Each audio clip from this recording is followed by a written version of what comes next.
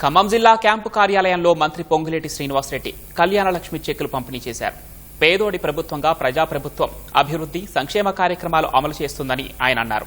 మొదటి విడతలో 4 లక్షల ఇందిరమ్మ ఇళ్ల నిర్మాణాలు పూర్తి చేశామని మంత్రి తెలిపారు. రెండో విడత ఇళ్ల నిర్మాణం కూడా త్వరలోనే చేపడతామని ఆయన వెల్లడించారు. అభివృద్ధిని జీర్ణం చేసుకోలేక ప్రతిపక్షాలు విషం చిమ్ముతున్నాయని మంత్రి స్పష్టం చేశారు.